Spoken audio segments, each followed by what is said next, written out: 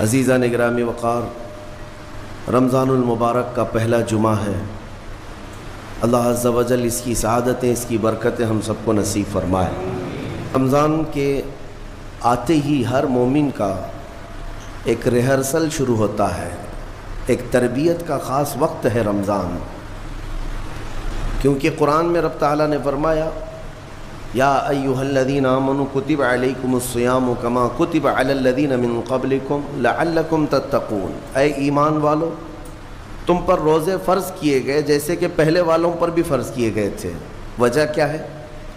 لعلکم تتقون، تاکہ تمہیں پرہیزگاری حاصل ہو۔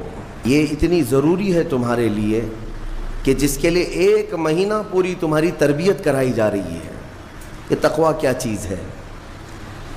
میں آپ سے اگر کہوں کہ یہ بنیاد ہے تمام اعمال کی، تقویٰ، جو بھی عمل کریں آپ، تقویٰ جو ہے یہ بنیاد ہے۔ تقویٰ کا مطلب ہے اللہ کا خوف، اللہ کا خوف، یا جو بھی عمل کرتا ہو وہ صرف اللہ کے لیے کرتا ہو، یہ تقویٰ ہے، اور یہ ہر عمل کے لیے ضروری ہے۔ اب میں آپ کو بتاتا ہوں، یہ رمضان المبارک جو 1 مہینہ تمہیں تربیت کے راستے سے گزارا جاتا ہے، کس وجہ سے؟ تاکہ تمہارے دلوں میں تقویٰ آئے، تقویٰ۔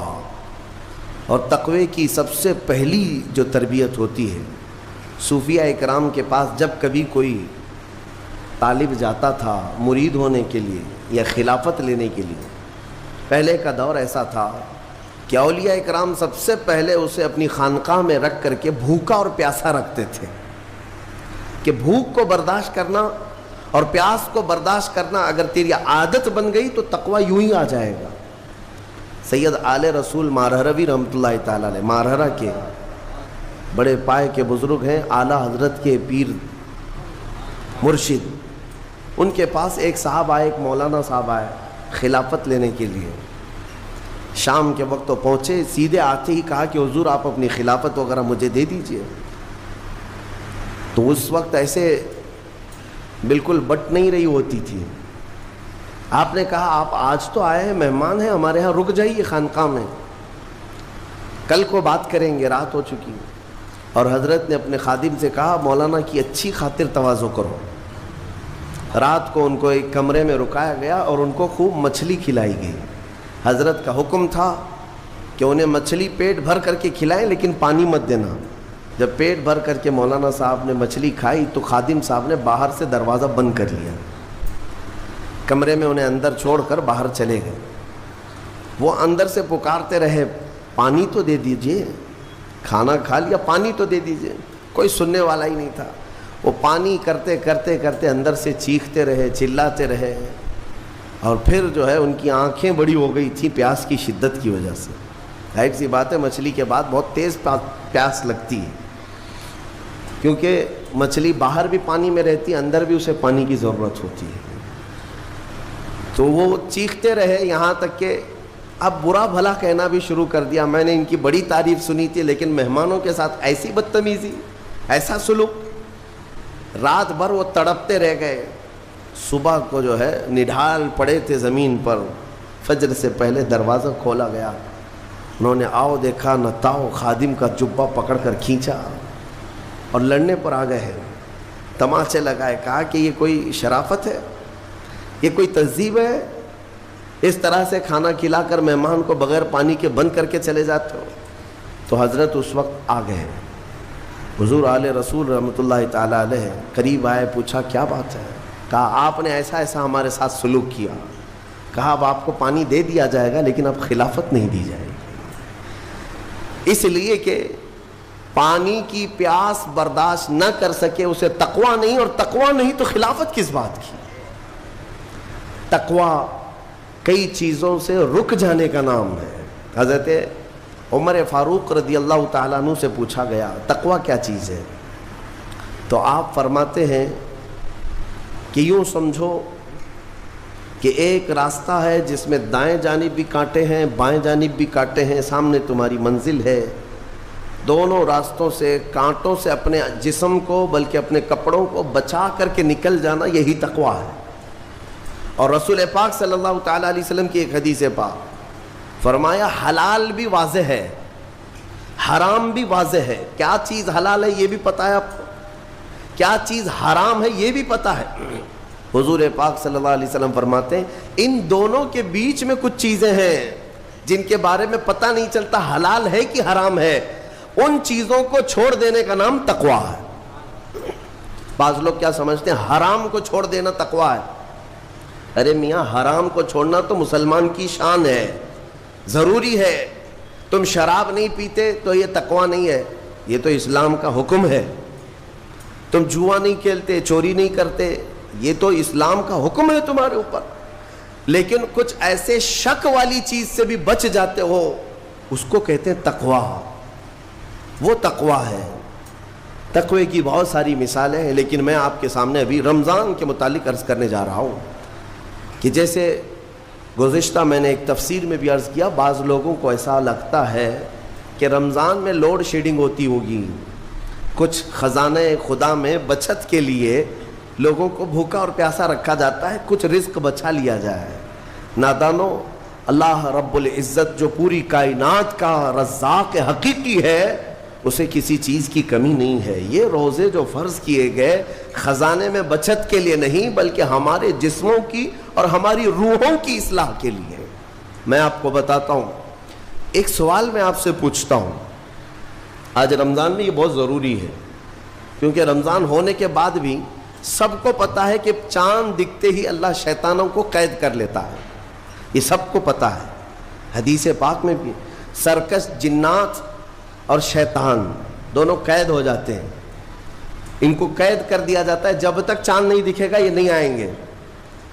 لیکن جو 11 مہینے ہم بلیم ڈالتے تھے شیطان پر کہ ہم سے برائیاں ہو گئی، گناہ ہو گئے، کیوں؟ ارے شیطان ایسا کرا دیا، شیطان ویسا کرا دیا.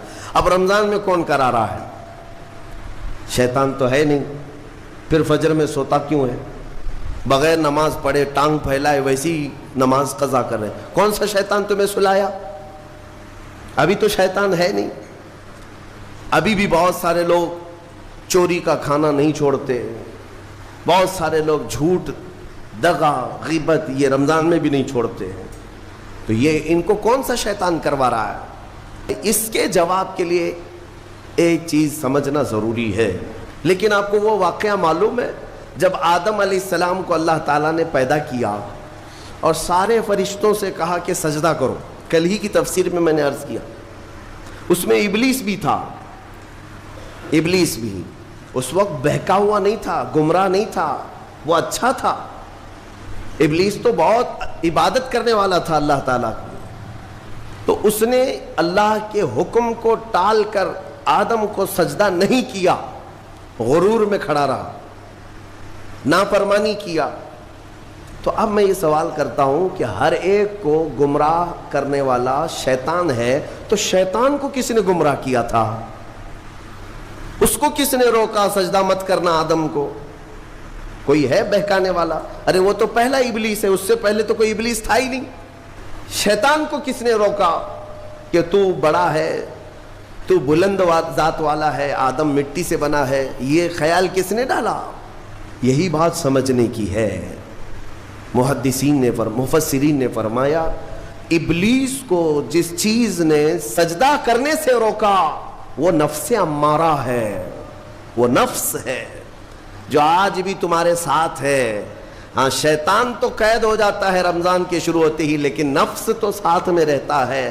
اب پتہ چلا کہ رمضان میں جو کچھ بھی غلطیاں یا کوتاہیاں یا گناہ کچھ لوگوں سے سرزد ہوتے ہیں تو یہ نفس کے پجاری ہیں، نفس ان کے ساتھ ہے. یہ نفس کی غلامی میں آ گئے اور نفس کے شکار ہو گئے. اسی لیے قرآن میں اللہ تعالیٰ نے اپنے رسول سے بھی یہ فرمایا اَرَأَيْتَ مَنِ اتَّخَذَ إِلَٰهَهُ هَوَاهُ أَفَأَنْتَ تَكُونُ عَلَيْهِ وَكِيلًا. اے رسول کیا آپ نہیں دیکھتے کچھ لوگ ایسے ہیں جنہوں نے اپنے نفسانی خواہشات کو اپنا خدا بنا لیا ہے. اے رسول کیا آپ ایسوں کی سفارش کریں گے، ایسے لوگوں کی وکالت کریں گے؟ یعنی رب تبارک و تعالیٰ نے فرمایا کچھ لوگ وہ ہیں جو اپنی خواہشات کی پوجا میں ہیں. کیا مطلب خواہشات کی پوجا؟ کیا مطلب ہے اپنے خواہشات کے پیچھے چلنا؟ مطلب یہی ہے کہ جو دل میں آیا اس بندے نے یہ سوچ لیا اسے کرنا ہی ہے مجھے، یہ خواہشات کے پیچھے چل رہا ہے۔ ہاں تمہیں آرام کی فکر ہوئی، تم نے خدا کے فرمان کو ٹال دیا لیکن اپنی نفس کی سن لیا۔ اللہ تبارک و تعالیٰ کا حکم کچھ اور ہے لیکن تمہاری طبیعت کچھ اور چاہ رہی ہے۔ رب تبارک و تعالیٰ کا حکم تھا صبح صبح تمہیں اپنے گھر بلا رہا تھا لیکن تم نے اس کی نہیں سنی، اپنے من کی سنی، اپنے نفس کی۔ تو یہی تو ہوا نفس کی پوجا، یہی ہے نفس کی عبادت، جس کو قرآن میں کہا گیا ہے کہ کچھ لوگ ایسے ہیں جنہوں نے اپنی خواہشات کو خدا بنا لیا ہے۔ یہ نفس امارہ جس کے بھی اوپر حاوی ہو جاتا ہے، اچھے اچھوں کو یہ ان کا تقوی بھسم کر دیتا ہے، ایمان سے بھی دور کر جاتا ہے۔ اس لیے میرے عزیزو، میں جو عرض کرنے جا رہا ہوں وہ یہ ہے کہ ہمارے لیے زندگی میں سب سے بڑا چیلنج اپنے نفس امارہ سے لڑنا۔ آپ کو پتہ ہے رسول پاک صلی اللہ تعالیٰ علیہ وسلم ایک جہاد سے جب واپس مدینے تشریف لا رہے تھے، وہ جہاد بہت سخت تھا، صحابہ زخمی تھے، بہت گھماسان کی لڑائی ہوئی تھی، لیکن جب واپس مدینے آ رہے تھے تو میرے آقا نے ایک جملہ فرمایا تھا، رجعنا من الجہاد الاصغر الى الجہاد الاکبر۔ اے میرے صحابہ، ہم چھوٹے جہاد سے بڑے جہاد کی طرف جا رہے ہیں۔ صحابہ نے پوچھا اس سے بڑا جہاد اب کون سا ہے یا رسول اللہ؟ میرے آقا صلی اللہ علیہ وسلم فرماتے ہیں، اے میرے صحابہ، اپنے نفس سے لڑنا اب یہ بڑا جہاد ہے۔ میرے عزیزو، یہ خواہشات کو ہی ختم کرنا ہو، اس نفس کو اگر کنٹرول میں لانا ہو تو کیا کرو گے؟ نفس امارہ سب کے پاس ہے۔ قرآن میں مولا فرماتا ہے وَمَا أُبَرِّئُ نَفْسِي إِنَّ النَّفْسَ لَأَمَّارَةٌ بِالسُّوءِ إِلَّا مَا رَحِمَ رَبِّي۔ کوئی اپنے نفس سے بچ نہیں پائے گا سوائے وہ شخص جس پر میرا رب رحم فرمائے۔ اللہ کا رحم جس پر ہو گیا وہ اپنے نفس سے بچ جائے گا۔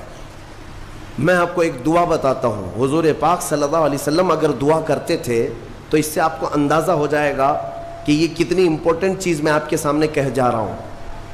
کون سی؟ حضور جب دعا کرتے تھے تو یوں کہتے تھے اللہ کی بارگاہ میں، اللہم لا تکلنی الی نفسی طرفۃ عین۔ اے اللہ تو مجھے میرے نفس کے حوالے ایک منٹ کے لیے بھی مت دینا، تو اپنی حفاظت میں رکھ۔ حضور جب یہ دعا کرتے تھے کہ مجھے میرے نفس کے حوالے ایک منٹ کے لیے، طرفۃ عین کہتے ہیں پلک جھپکنے کے برابر، اتنے ٹائم کے لیے بھی اے اللہ تو مجھے میرے نفس کے حوالے مت کرنا، تو اپنی حفاظت میں رکھ۔ سید الانبیاء جب یہ دعا کرتے ہیں تو اندازہ کرو اے مومنو، نفس کی تباہ کاریاں کیا کیا ہیں، یہ کتنوں کو ہلاک کر دیتا ہے، کتنوں کا عمل ضائع کرتا ہے، کتنوں کا ایمان ختم کرتا ہے۔ یہ نفس امارہ جس نے شیطان کو بھی گمراہ کیا، شیطان کو بھی بہکا دیا، یہ نفس آدم کو سجدہ نہ کرنے کا جو غرور پیدا کیا یہی نفس امارہ تھا۔ اس نفس امارہ کو اگر کوئی کنٹرول کرا سکتا ہے تو وہ ماہ رمضان المبارک ہے۔ بس یہی ہے رمضان کی فضیلت۔ رمضان المبارک اس لیے تمہیں دیا گیا کہ بڑی بڑی طاقتیں تمہارے نفس کو قابو میں نہیں کر پائیں گی، لیکن رمضان کے روزے تمہیں کنٹرول میں لے آئیں گے۔ کہ روزے کیوں رکھائے جا رہے ہیں؟ ارے گرمیوں کی شدت ہے، ادھر حلق سوکھا جا رہا ہے، پیٹ پیٹ سے لگ جاتا ہے۔ ان لوگوں کو پوچھو روزہ کیسا ہوتا ہے جو مزدوری کرتے ہیں، ان لوگوں سے پوچھو جو دن بھر کام کاج کرتے ہیں۔ میرے عزیزو، روزے رکھنے کے بعد کیا رب تبارک و تعالی کسی کو اس کی طاقت سے زیادہ تکلیف دینا چاہتا ہے؟ نہیں میرے عزیزو، وہ رحمان ہے۔ اس نے جب تمہیں ماں کے پیٹ میں 9 مہینے رزق دیا تو کیا کائنات میں نہیں دے گا؟ تم جب دنیا میں آئے، تمہارے ماں کے سینے میں خون سے دودھ کس نے بنایا؟ تمہارے رزق کا انتظام کرنے والا وہ خدا اگر تمہیں حکم دیتا ہے کہ صبح سے لے کر شام تک بھوکے رہو تو یہ اس کا ظلم نہیں بلکہ یہ عین کرم ہے، اللہ تبارک و تعالیٰ کا رحم ہے تم پر کہ وہ مولا ہماری اصلاح چاہتا ہے کہ ہمارے اندر تقوی آ جائے، جسم میں بھی اور روح میں بھی۔ اب ایک اور بات میں آپ کو بتا دوں، میں نے ایک بات پڑھی تھی نفس کے متعلق۔ امام غزالی رحمۃ اللہ تعالیٰ علیہ نے فرمایا اللہ کی جو مخلوق ہے وہ 3 طرح کی ہے، ایک فرشتے، دوسرے انسان، تیسرے جانور۔ یہ 3 الگ الگ قسم کی مخلوق ہیں، کیونکہ اللہ تعالیٰ نے تینوں کو جو چیزیں دی ہیں ان میں فرق ہے. فرشتوں کو اللہ نے عقل دیا ہے، نفس نہیں ہے. نفس، شہوت، برائی کرنے کی خواہش فرشتوں کے اندر ہے ہی نہیں، وہ سوچ بھی نہیں سکتے برائی کرنے کا. فرشتوں کو اللہ نے عقل دیا ہے، اور عقل عزت والی چیز ہے. اور جانوروں کو اللہ نے نفس دیا ہے، عقل نہیں. عقل والے نہیں ہیں جانور، عقل والے نہیں، لیکن نفس ہے، شہوت ہے. شہوت بھی ہے، نفس بھی. لیکن انسان ایک ایسی مخلوق ہے جسے اللہ نے عقل بھی دیا ہے، نفس بھی دیا. مطلب یہ ہے کہ تمہیں اللہ نے ایک چیز فرشتوں والی دی ہے، ایک چیز جانوروں والی بھی دی ہے. دونوں تمہارے اندر ہے، عقل بھی ہے، نفس بھی ہے.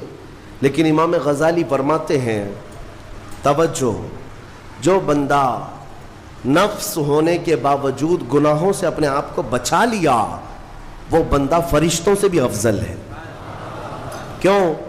فرشتے اس لیے بچے ہوئے ہیں کہ ان کے پاس نفس ہے ہی نہیں، اور تم بچ رہے ہو تو کمال کی بات ہے. نفس ہوتے ہوئے بھی گناہ سے بچ گیا تو اس انسان کا مقام فرشتوں سے بھی اعلیٰ ہے.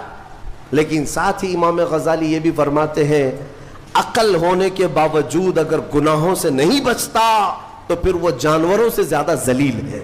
کیونکہ جانور تو بیچارہ معذور ہے، اسے عقل نہیں ہے، نفس ہے. تمہارے پاس عقل ہے، اس کے باوجود حرام کاریاں کر رہے ہو تو جانوروں سے زیادہ گر گئے. فیصلہ تمہارے ہاتھ میں ہے کہ تم کون سی زندگی گزارنا چاہتے ہو. کون سی؟ کہ تم نفس کے پجاری بن جاؤ یا عقل کا صحیح استعمال کر کے فرشتوں والی صفات پر عمل کرو. نفس اور عقل یہ جو دو چیزیں ہیں ان کو میں آپ کے سامنے تھوڑا سا کھول کر کے عرض کرتا ہوں. عقل جو ہے عزت والی چیز ہے، جسے بھی دی گئی ہے وہ عزت والا ہے. کیوں عزت والی ہے یہ عقل؟ پوری دنیا میں عقل کا ہی تو کمال ہے، جس کے پاس عقل ہے وہ بادشاہ ہے. اور نفس جو ہے، نفس برائیوں کی طرف بلانے والا، عیاشی کی دعوت دینے والا، موج مستی کرانے والا اور اپنے آپ کو تباہ کروانے والا. اچھے بھلے نوجوان 25 سال کی کڑیل جوانی ہے، کون ہے جو انہیں نشے کے اڈے پر لے جاتا ہے؟ کون ہے جو ان کو تباہ و برباد کرتا ہے؟ نوجوان کو اچھی طرح سے معلوم ہے کہ میں کوکین، افیون، ہیروئن لوں گا تو میرے جسم کے ساتھ کیا ہوگا، اسے معلوم ہے. لیکن اس کے باوجود عیاشی کروانا یہ نفس کی عادت ہے. کسی کے اوپر نفس غالب آتا ہے، کسی کے اوپر عقل غالب آتی ہے. عقل جس کے اوپر غالب آ گئی وہ اچھا آدمی ہے، نفس جس کے اوپر غالب آ گیا وہ شیطان کا پجاری ہو گیا. اب یہ دونوں جو چیزیں ہیں میں بتاتا ہوں آپ کو. روایت میں ملتا ہے کہ جب اللہ نے عقل کو بھی پیدا کیا اور نفس کو بھی پیدا کیا تو اپنے سامنے حاضر کیا. عقل سے پوچھا کہ اے عقل بتا میں کون ہوں اور تو کون ہے؟ عقل نے کہا یا ربی انا عبدک وانت ربی، اے اللہ میں تیرا بندہ ہوں اور تو میرا رب ہے. عقل نے کیا کہا؟ میں تیرا بندہ ہوں اور تو میرا رب ہے. اللہ نے عزت سے نوازا، اقرار کیا نا بندہ ہونے کا. عقل نے اقرار کیا. پھر نفس کو بلایا، نفس سے پوچھا بتا میں کون ہوں اور تو کون ہے؟ نفس نے کہا انت انت انا انا، تو ہے میں ہوں. یہ غرور تھا نفس کے اندر، یہ گھمنڈ تھا نفس کے اندر کہ میں ہوں. نفس جس کے اندر غالب آتا ہے وہ آج بھی یہی کرتا ہے، میں ہوں. کسی کے سامنے کیا جھکنا ہے؟ تو حکم ہوا کہ اس نفس کو 100 سال جلایا جائے. 100 سال جلایا گیا، اس کو عذاب دیا گیا. نفس کو 100 سال بھگتنے کے بعد، آگ کی تپش بھگتنے کے بعد اسے پھر لایا گیا نفس کو. اللہ تعالیٰ نے پوچھا اے نفس بتا میں کون ہوں اور تو کون ہے؟ نفس نے کہا انت انت انا انا، تو ہے میں ہوں. غرور نہیں ٹوٹا، گھمنڈ نہیں ٹوٹا. حکم ہوا اللہ کی طرف سے فرشتوں کو ہو اس نفس کو اب 100 سال تک بھوکا اور پیاسا رکھا جائے، کوئی چیز نہ دی جائے. اسے سخت سزا دی گئی. بھوک اور پیاس کی نفس کو کوئی چیز نہیں دی گئی. 100 سال کے بعد پھر اس کو حاضر کیا گیا، پوچھا گیا بتا کون ہوں میں؟ نفس نے کہا اے اللہ تو میرا خدا ہے، میں تیرا بندہ ہوں. فرمایا بزرگوں نے کہ نفس کو اگر کوئی جھکا سکتا ہے تو وہ بھوک ہے، اسی لیے مولا نے رمضان کے روزے تم پر فرض فرمایا ہے، نفس کو جھکا سکتے ہو۔ ہاں، یہ بھوک اور پیاس یوں ہی نہیں دی گئی ہے۔ دنیا اگر سمجھتی ہو کہ مسلمانوں کو یہ بھوکا اور پیاسا رکھوایا جا رہا ہے تو انہیں کیا خبر ہے کہ روح کسے کہتے ہیں، نفس کسے کہتے ہیں؟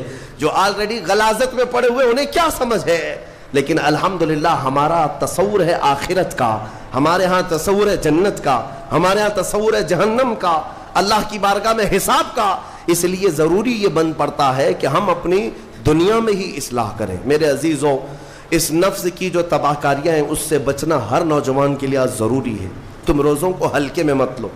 اس سے پہلے بھی میں کہا کرتا تھا، آج پھر سے میں ریپیٹ آپ کے سامنے کہتا ہوں، مسلمان کے لیے روزے جو فرض کیے گئے آپشنلی نہیں ہے میرے عزیز، یہ آپشنلی نہیں ہے، اختیاری نہیں ہے، جسے چاہے وہ رکھے، جسے چاہے وہ چھوڑے۔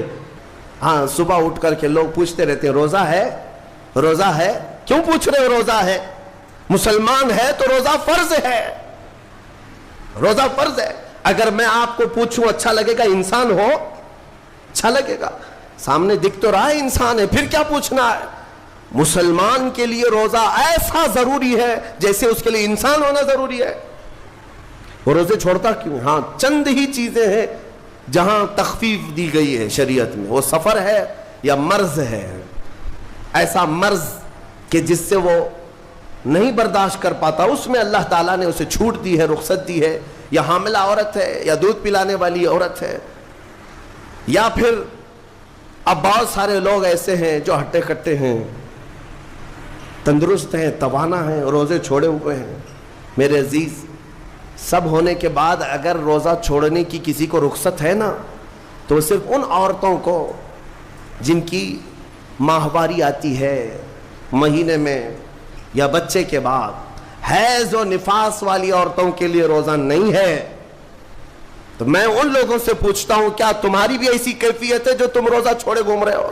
ناپاک ہو؟ ناپاکی آئی ہے؟ نہیں ہے تو پھر کیوں روزہ چھوڑتے ہو؟ ایک روزے کو چھوڑنے کی سزا حدیث میں بتائی گئی 900 سال دوزخ میں رکھا جائے گا، 900 سال۔ اب کیلکولیٹ کرو، اگر تمہاری زندگی کے روزے قضا ہیں تو کتنے 100 سال جائیں گے۔ اس لیے میرے عزیزو، جب تک طاقت ہے روزے فی الحال کے رکھو ہی رکھو، اگر پیچھے کے چھوٹے ہیں تو اسے بھی پہلے کمپلیٹ کر لو، ورنہ قیامت کے دن کی سزائیں نہیں برداشت کر پاؤ گے، بھگت نہیں پاؤ گے۔ اور ہمارے بزرگوں نے ہمیں تعلیم دی ہے کہ اللہ تعالیٰ جب 11 مہینے کھلاتا پلاتا ہے، اور وہی مولا 1 مہینہ اگر حکم دے تو یہ کس قدر بندے کی ناانصافی ہے کہ اپنے مولا کے حکم کو پیٹ پیچھے ڈالتا ہے اور پھر کھاتا پیتا رہتا ہے۔ کیا اسے اپنے رحمان کی رضا کی اتنی بھی فکر نہیں ہے کہ یہ میرے مولا کی رضا ہے روزہ؟ اسی لیے تو اس مولا نے فرمایا روزہ میرے لیے ہے اور اس کی جزا کچھ نہیں، میں خود بندے کا ہو جاؤں گا۔ یعنی روزہ میرے لیے ہے اور میں ہی اس کی جزا ہوں، میں ہی اس کی جزا ہوں۔ مطلب یہ ہے کہ دوسرے اعمال کی جزا میں جنت ہے، محلات ہے، الگ الگ ثواب ہے، لیکن روزے کے متعلق مولا نے فرمایا میں خود ہی اس کی جزا ہوں۔ تجھ سے تجھی کو مانگ کر مانگ لی ساری کائنات، جس کا خدا ہو گیا اس کی ساری کائنات۔ اچھا، ایک اور اس میں حکمت یہ ہے، روزہ جو رکھا جاتا ہے یہ بندے اور اللہ کے بیچ کا راز ہے، دوسرے کسی کو پتہ نہیں۔ میرا روزہ آپ کو نہیں معلوم، آپ کا روزہ مجھے نہیں معلوم۔ چہرہ دیکھ کر کے کچھ بھی کہا جا سکتا ہے، ہاں چہرہ دیکھ کر کسی کا روزہ پتہ چلے گا۔ آپ کل سحری کر کے نیت کر کے روزے سے آئے ہیں، کسی کی پیشانی پہ تو لکھا نہیں ہے کہ یہ روزے دار ہے، آپ نے کہا، آپ نے مان لیا، لیکن حقیقت کیا ہے یہ تم جانو گے، اللہ ہی جانے۔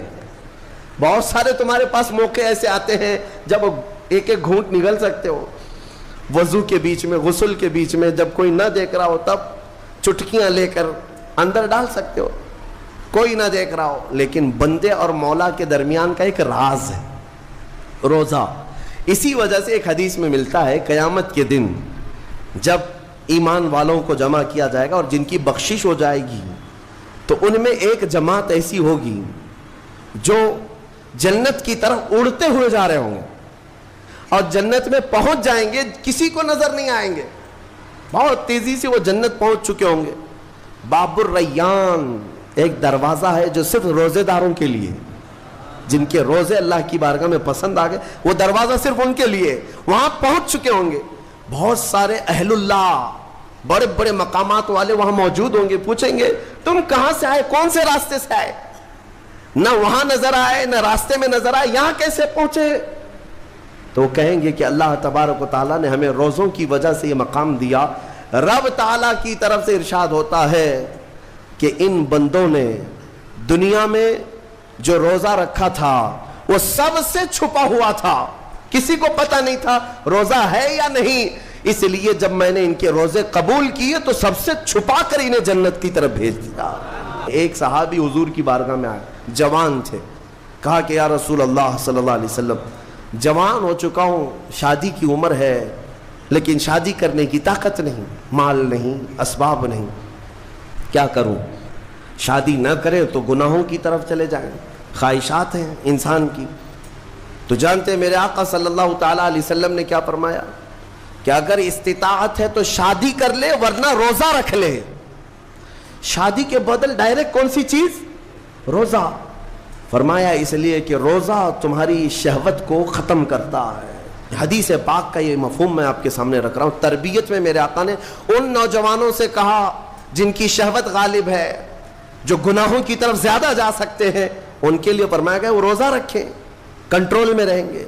صرف رمضان کا ہی نہیں, سال میں اور بھی دنوں میں روزہ رکھو تاکہ تمہارا نفس قابو میں رہے, کنٹرول میں رہے. میں چند مہینے پہلے کچھ نوجوانوں کی کثرت کو دیکھ رہا تھا جو اپنے جسم کو شیڈول بنانے کے لیے, مینٹین کرنے کے لیے ڈائٹ پلان تیار کر رہے تھے. تو اس میں ایک بہت ہی بڑے ڈاکٹر ہیں جنہوں نے ڈائٹ پلان دیا, تو اس میں انہوں نے مینشن کیا کہ ہفتے میں ایک دن بھوکا رہنا چاہیے, صبح سے شام تک. وہ نان مسلم ہے. میں نے پوچھا تھا کہ یہ آپ کے ڈائٹ پلان میں کس لیے ہے؟ تو انہوں نے اس کی سائنٹیفک وجہ بتائی کہ ہفتے بھر میں ہم جو کچھ بھی کھاتے ہیں, کچھ ایسی چیزیں جمع ہو جاتی ہیں جن کو پگھلنے کا موقع ہی نہیں ملتا, ہم بار بار کھاتے رہتے ہیں, اس پر چیزیں جمع ہوتی رہتی ہیں. ایک دن ہفتے میں اگر اپنے پیٹ کو خالی چھوڑ دیا جائے تو فاسد مادے گل کر کے باہر نکل جائیں گے اور صحت ہمیشہ صحیح رہے گی. یہ دنیا کہہ رہی ہے. میرا مولا بغیر حکمت کے کوئی چیز تم پر فرض نہیں فرماتا. جس نے ہمارے جسموں کو بنایا, جس نے ہماری روح کو بنایا, وہی زیادہ بہتر جانتا ہے کہ ہمارے حق میں کیا چیز اچھی ہے. اس لیے اے میرے عزیزوں, اب ان نفس کے خلاف جو باتیں میں نے عرض کی ہیں, نوجوانوں, آج تمہارے لیے نہیں, پوری زندگی کا سب سے بڑا چیلنج ہے, سب سے بڑا چیلنج. جو اپنے نفس امارہ سے بچ گیا وہ صحیح سلامت دنیا سے چلا گیا, ورنہ موت کے وقت بستر پر روح نکلنے سے پہلے بھی نفس امارہ بہکاتا ہے. یہ شیطان کا قریبی دوست ہے. یہ دونوں کی سانٹھ گانٹھ ہے. نفس کی اور شیطان کی دوستی بہت گہری ہے. اسی لیے تو شیطان جاتا ہے تو نفس اس کا کام کرتا رہتا ہے. دونوں مل کر کے انسان کو تباہ و برباد کرتے ہیں. لیکن اس کے باوجود اگر آپ بچے ہیں تو یہ اللہ کا فضل ہے تم پر. میں بنی اسرائیل کے ایک شخص کے متعلق پڑھا تھا, بڑا عبادت گزار شخص تھا. وہ اپنے سوما کہتے ہیں جس میں عبادت کرتے ہیں, بنی اسرائیل کا وہ عبادت گزار شخص قریب 80 سال تک عبادت کیا اور باہر نہیں نکلا. شہر میں سب سے زیادہ مقبول, ہر ایک اس کے پاس دعائیں کرانے کے لیے آتے تھے. اتفاق سے اس گاؤں میں ایک گھر کے 4 بھائی تھے, وہ تجارت پر جا رہے تھے. ان کی تنہا بہن تھی گھر پر. چاروں نے سوچا ہم تجارت پر جا رہے ہیں, اپنی بہن کہاں چھوڑیں. تو چاروں نے کئی لوگوں سے مشورہ کیا اور بزرگوں سے بات چیت ہوئی تو کہا کہ وہ عابد جو شب زندہ دار ہیں, رات بھر عبادت کرتے ہیں, ان کی نگرانی میں چھوڑ کر, ان کی کفالت میں چھوڑ کر چلے جاتے. وہ چاروں آئے اور اپنی تجارت کا سفر بتایا اور کہا کہ ہماری بہن گھر پہ رہے گی, بس آپ دیکھ بھال کریں. اور وہ تجارت پر چلے گئے. یہ بہت ہی عبادت گزار شخص ہے بنی اسرائیل کا, بہت عبادت گزار. چند دن گزرے تھے کہ نفس نے یہ باتیں باہر لانی شروع کی کہ پتہ نہیں وہ خاتون اندر اکیلی کیا کرتی ہوگی، بھائی بھی نہیں، ماں باپ بھی نہیں۔ پھر شیطان آیا، کہا ارے کچھ تو خیال کرو، تمہارے پاس امانت دے کر گئے ہیں اس کے بھائی، تم اس سے خیر خیریت بھی نہیں پوچھتے، آپ نہ جانا اس کے پاس، محض آپ اپنی چوکھٹ سے تو اسے آواز دے کر کے پوچھ لیں کیا چل رہا ہے اس کے گھر میں۔ تو اس عابد نے اپنے سوما کی چوکھٹ پر آ کر اس خاتون کو آواز دی، وہ خاتون اپنے گھر کے باہر آئی، چوکھٹ پر وہ کھڑی رہی، پوچھا کیسی چل رہی ہے، خیریت ہے، طبیعت اچھی ہے، بات چیت ہوئی، اس کے بعد چلے گئے۔ یہ پہلی بات چیت تھی جس کے بعد اس عابد کے دل میں بات کرنے کا جذبہ اور بڑھ گیا، خواہش اور بڑھ گئی۔ عورت سے بات کرنے کو آج نوجوان یہ سمجھتے ہیں یہ تو فرینڈلی ہے، ہم تو ایسی دوستی میں کر رہے ہیں، تمہیں پتہ ہے یہ بہانے ہیں دوستی اور فرینڈ شپ کے، یہ سب نفس امارہ کی تباہیاں ہیں۔ اب اس 80 سالہ عبادت گزار شخص کا حال یہ تھا، دوسرے دن صبح پھر سے باہر چوکھٹ پہ آیا، اس خاتون کو بلایا بات چیت کے لیے، وہ پھر بات چیت کرنے لگی، ادھر سے بھی بات ادھر سے بھی بات۔ چند دن گزرے کہ اب گھنٹوں بات ہونے لگی، خیر خیریت چھوڑو، گھنٹوں بات ہونے لگی، عبادت میں بھی فرق پڑ گیا۔ ایک خاتون کی طرف، ایک عورت کی طرف دل کا میلان بڑھتا چلا گیا۔ یہ نفس ہے، نفس ہے، جہاں پیٹرول ہو اور پھر آگ ہو، ایسا نہیں ہو سکتا کہ دونوں میں ایک بھی ادھر سے ادھر ہو جائے تو آگ نہیں لگے گی، بھڑکے گی نہیں۔ میرے عزیزو، اس کے بعد کئی دن ایسے ہونے کے بعد شیطان ایک بزرگ کی شکل میں آ کر اس عابد سے کہا کیا کھڑے کھڑے بات کرتے ہو، اس کے گھر جاؤ، بیٹھو، تسلی دو اس کو۔ یہ عابد اپنے سوما سے 80 سال بعد باہر نکلا تھا اور اس خاتون کے گھر گئے، اور کھانا پینا ساتھ ہوتے ہوتے یہ نوبت یہاں آئی کہ زنا کر لیا۔ 80 سالہ عبادت گزار شخص زنا جیسی نحوست میں مبتلا ہو گیا، منہ کالا کر لیا۔ اب اس کے بعد اپنے سوما واپس آیا، اس کو تو ایسا لگا کہ میں تو مزے میں ہوں، بھائی بھی نہیں ہے اس کے، کوئی نہیں ہے، لیکن اس عورت کا حمل ٹھہرا، وہ حاملہ ہو گئی۔ اب اس کو ڈر لگا کہ اس کا حمل ہو گیا، کیا کیا جائے؟ نفس بھڑکاتا رہا، شیطان بھی ساتھ دیتا رہا۔ شیطان آیا اور اس نے کہا کہ ایک کام کرو، اس کا گلا گھونٹ کر مار ڈالو ورنہ تمہاری بدنامی ہوگی۔ یہ عابد اس کے گھر گیا، رات کو اس کے ساتھ تنہائی پا کر کے اس کا گلا گھونٹ دیا اور عورت کو ختم کر دیا۔ قتل دوسرا گناہ، اور اس کے بعد اسی گھر میں گڑھا کھود کر کے دفن کیا، چوری کو چھپانا پھر سے گناہ، زمین کو صاف کر دیا۔ واپس اپنی عبادت گاہ میں آیا، جب وہ بھائی اس کی تجارت سے واپس آئے، پوچھا ہماری بہن کہاں ہے؟ تو یہ رونے دھونے لگا، کہا تمہاری بہن بڑی بیمار ہو گئی تھی، علاج کرایا، نہیں بچ سکی، انتقال ہو گیا، قبرستان میں نے دفن کروا دیا۔ اور جھوٹ موٹ ایک قبر کے پاس لے گیا اور کہا یہ تمہاری بہن کی قبر ہے۔ بھائی روتے رہے، اپنی تنہا اکلوتی بہن کو یاد کر کے واپس آئے۔ بات یوں ہی گزر گئی، لیکن نفس کی تباہ کاریاں چھپتی نہیں ہیں۔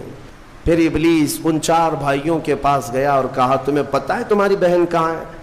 کہا وہ تو انتقال ہو گئی، اللہ کو پیاری ہو گئی۔ کون کہا؟ کہا اس عابد نے کہا وہ جھوٹ بولتا ہے، اس نے تمہاری بہن کے ساتھ منہ کالا کیا، زنا کیا اور گلا گھونٹ کر مارا اور اسی گھر کے اندر دفن کیا ہے، کھود کر دیکھ لو۔ اور جب ان بھائیوں نے زمین کھودی تو لاش سڑی گلی موجود تھی۔ اللہ اکبر! اب زمین کے پیروں کے نیچے زمین کھسک گئی۔ کیا اللہ والا ایسا بھی کر سکتا ہے؟ اتنا عبادت گزار۔ پھر لوگوں کو جمع کیا گیا، سبوں نے دیکھا تو اس کے بعد غصے میں سارے لوگ بپھر گئے اور سب کے سب ٹوٹ پڑے اس سوما پر، اور اسے کھینچ کر کے باہر لایا گیا اور اس سے پوچھا گیا۔ اخیر میں مار توڑ کے بعد اس نے اقرار کر لیا کہ ہاں میں نفس کے دھوکے میں آ گیا تھا، مجھ سے یہ گناہ ہو گیا ہے، غلطی ہو گئی ہے۔ ساری قوم نے مل کر اس کا چہرہ کالا کیا اور اس کو پھانسی پر چڑھایا۔ جب پھانسی پر لٹکانا تھا، دنیا تماشا دیکھ رہی تھی، بچے تالیاں بجا رہے تھے، لوگ پتھر پھینک رہے تھے، لیکن اس وقت بھی سامنے شیطان آیا اور اس کا نفس بھی تھا۔ یہی نفس امارہ ہے۔ دونوں نے مل کر کے کہا کہ اے عابد اب بھی تیری حفاظت ہو سکتی ہے، بچ جائے گا تو۔ पूरी बला से तुझे हम निकाल लेंगे। उसने पूछा कैसे? कहा देख तू जितनी इबादत खुदा की किया 80 साल, उस खुदा ने तुझे कुछ नहीं रखा, इस हालत तक ले आया। काश तू हमारी इबादत कर लेता, हमें खुदा मान लेता तो चुटकी में तुझे निकाल लेते। नफ्स की सुन लिया उस आबिद ने, कहा सही बात है, इतने सालों तक खुदा की इबादत करता रहा फिर भी फंसा हूं, कुछ भी अच्छा नहीं हो रहा है मेरे साथ, एक गलती हुई उसकी सजा ही हो रही है, नफ्स सही कह रहा है। उसने अपने नफ्स की मानी और शैतान से कहा तू ही मेरा खुदा है, तुझसे मैं सजदा करूं, मुझे इस बला से निकाल ले। जैसे ही उसने ये कहा शैतान तालियां मारता हुआ चला कि मेरा काम मुकम्मल हो गया, उधर लोगों ने उसे फांसी पर चढ़ा दिया। इब्तिदा आंखों से शुरू हुई, बातों से शुरू हुई और कुफ्र पर खात्मा हुआ। मौत किस बात पर हुई? कुफ्र पर मौत हुई। लोग हल्के में लेते हैं कि ये यूं ही मजे की जिंदगियां हैं। मेरे अजीजों, नफ्स से अलर्ट रहो। इस नफ्स ने अच्छे अच्छों का तकवा भस्म कर दिया, कई लोगों की इबादतें जाया कर दी। औरत के फितने से, माल के फितने से, हिर्स लालच के जरिए से इसने ईमान को तबाह किया है। और फिर मैं आखिर में यही कहता हूं, इस नफ्स को अगर कोई कंट्रोल कर सकता है तो अल्लाह का ये प्यारा मेहमान रमजानुल मुबारक है। ये रमजान है, ये रमजान है जो तुम्हें नफ्स की गुलामी से आजाद कराएगा। इससे खूब मोहब्बत करो, खूब मोहब्बत करो। कयामत के दिन एक शक्ल में आएगा, एक शक्ल में आएगा, खूबसूरत शक्ल में आएगा, खूबसूरत शक्ल में आएगा। और हदीस पाक में मिलता है कुछ बंदे वो होंगे जिनकी सिफारिश के लिए रमजान आएगा, और अल्लाह ताला रमजान की और कुरान की सिफारिश को कभी रद्द नहीं फरमाएगा। जिसकी सिफारिश में रमजान आ गया उसके लिए जन्नत में जाना वाजिब हो जाएगा। और कुछ लोग वो होंगे जिनके खिलाफ रमजान खड़ा हो जाएगा। रब ताला से कहेगा मौला मैं हर साल इसके घर जाता था, ये मुझे कभी कदर की निगाह से नहीं देखता, मेरी इज्जत नहीं करता, मेरा एहतराम नहीं करता। रमजान कुछ लोगों की शिकायत करेगा।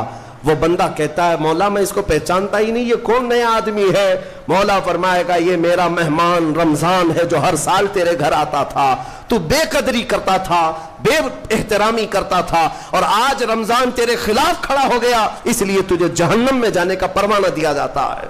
मेरे अजीजों, रमजान को अपने खिलाफ सिफारिशी ना बनाओ, रमजान को अपना हिमायती बनाओ, इससे मोहब्बत करो, इस रमजान का कदर करो, एहतराम करो। बच्चों को बार बार इस बात पर टोको कि बेटा बुरी बात न करें, रमजान है, अल्लाह का महीना है।